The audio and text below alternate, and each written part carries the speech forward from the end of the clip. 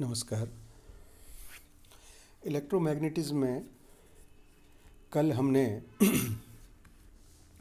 Poison and Laplacian equation derive किया था और हमने कार्टेशियन कोऑर्डिनेट में इक्वेशन जो ड्राइव की थी वह इक्वेशन थी del square phi is equals to minus rho by epsilon not.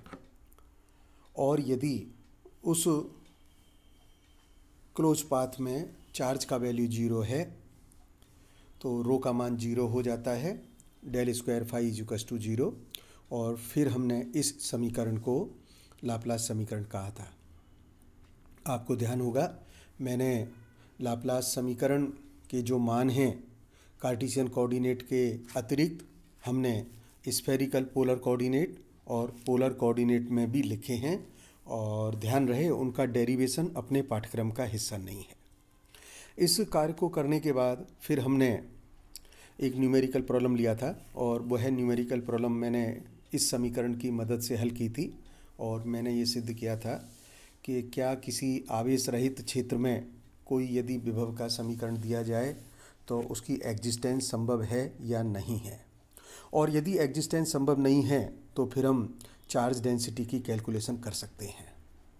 ये कार्य करने के बाद हमने जेड अक्ष के अनुदिश दो समांतर जो प्लेट हैं उनके मध्य में हमने विद्युत क्षेत्र की तीव्रता और विभव के समीकरण ज्ञात किए थे।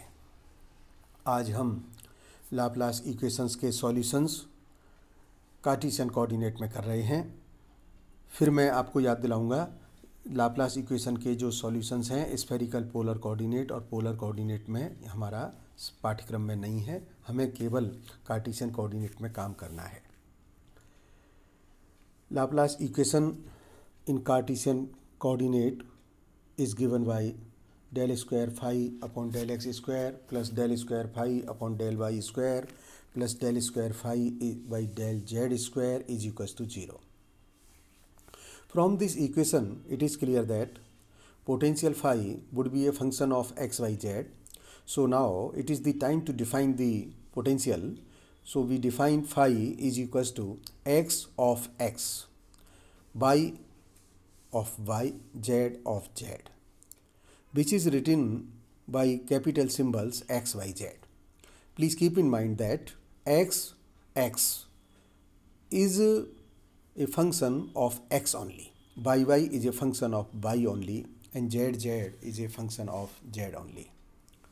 By using partial differentiation calculation method, d phi by dx is equals to yz dx by dx, d2 phi by dx square is equals to yz d2x by dx square, and similarly by partial differentiation method for y and z component is also written, and I have written here. So now we have determined the value of d2 phi by dx square, d2 phi by dy square, d2 phi by dz square. Now using these results and substituting the value of these results in equation number 1. Hence by using these results equation 1 becomes yz d2x by dx square plus xz d2 y by dy square plus xy d2z by dz square. Now dividing by complete x, y, z, so expression become 1 upon x d2x by dx square plus 1 upon y d2y by dy square plus 1 upon z d2z by dz square. जो तीनों term है मैंने उन तीन term को first, second, third से mark किया है, और आपको ध्यान रखने की बात यह है कि जो फर्स्ट टर्म है which is the function of x only, second term is a function of y only, third term जो है वह z का फंक्शन है। तो जब इस तरह की स्थिति बन जाती है तो ये तीनों जो टर्म हैं किसी कांस्टेंट के बराबर होनी चाहिए। तो हमने जो कांस्टेंट माना है, जो फर्स्ट टर्म है मान लीजिए वो कांस्टेंट माइनस k1 स्क्वायर है, सेकेंड टर्म को मैंने माइनस k2 स्क्वायर कहा है, थर्ड टर्म जो एक्सप्रेशन में दिखाई है मैंने उसको माइनस k3 स्क्वायर कहा है, और इस प्रकार से जब हम फर्स्ट टर्म को देख रहे हैं 1/x d2xy dx², this is equals to minus k1², so this become d2xy dx² plus k1² x is equals to 0। आप देखिएगा ये जो तकनीक प्रयोग में ली गई है यह बेसिकली मैथमेटिक्स में जो यूज की जाती है ये सेपरेशन ऑफ वेरिएबल मेथड है। और सेपरेशन ऑफ वेरिएबल मेथड में हम कुल 4 स्टेप हम यूज करते हैं। पहला स्टेप है कि जो भी हमारा फंक्शन है हम फंक्शन को डिफ़ाइन करें।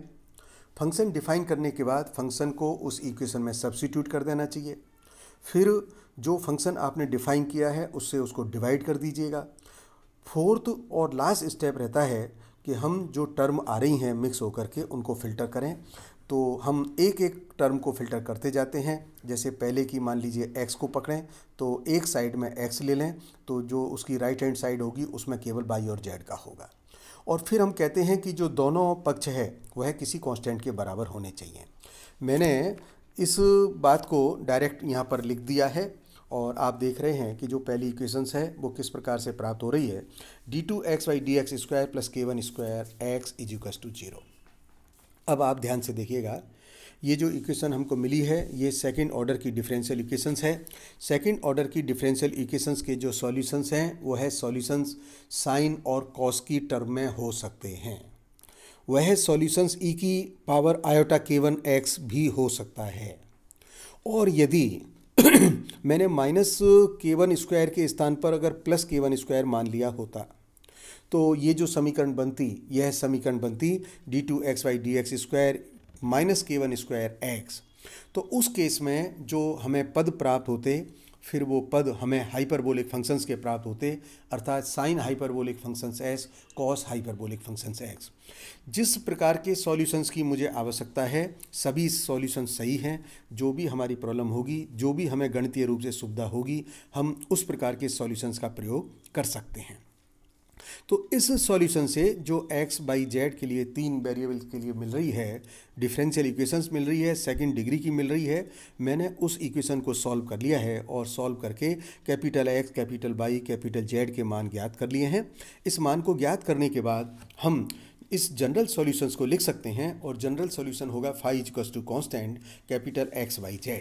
इसका अर्थ हुआ कि मैं कैपिटल x y z को जो मान ज्ञात किए हैं उन वैल्यूज़ को यहाँ सब्स्टिट्यूट कर दूँ तो मुझे लाप्लास इक्वेशंस के सॉल्यूशन कार्टेशियन कोऑर्डिनेट में प्राप्त हो जाते हैं, जैसा कि मैंने यहाँ पर निकाला है।